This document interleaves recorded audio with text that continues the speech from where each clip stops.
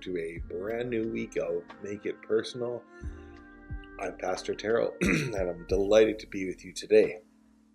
This week I want to talk about prayer, and I'm going to start in Matthew chapter 6 and just start reading for a bit. Jesus says, "Beware of practicing your righteousness before men to be noticed by them.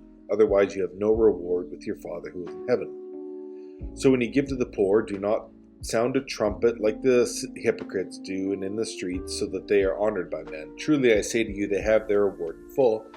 But when you give to the poor, do not let your left hand know what your right hand is doing, so that your giving will be in secret, and your Father who sees what is done in secret will reward you."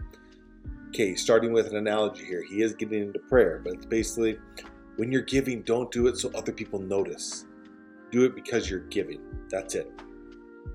Then he goes, "Likewise, when you pray," he's saying just like you give, when you pray, don't be like the hypocrites. They love to stand and pray in the synagogues and on the street corners so that they may be seen by men. Truly I say to you, they have their reward in full. But when you pray, go into your inner room, close your door, pray to your Father who is in secret.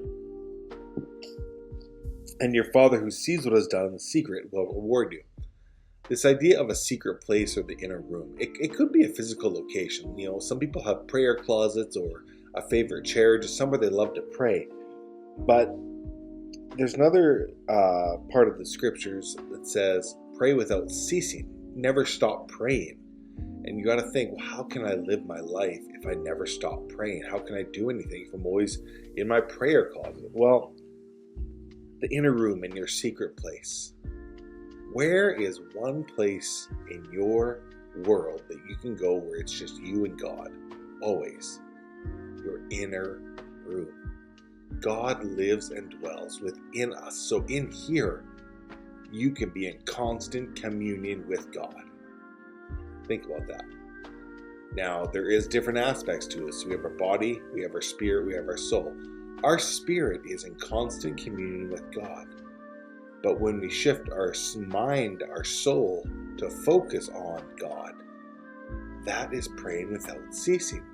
Always being in constant communion with God, always acknowledging that communion. That is prayer.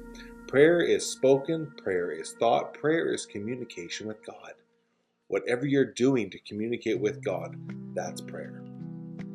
And if you pray differently when somebody else is with you, that tells me your motive is so that person sees you. And trust me, there's no point praying to that person. They won't do a thing for you. Pray to the Father who is in heaven, and He will answer you. Listen for His answers. God bless you.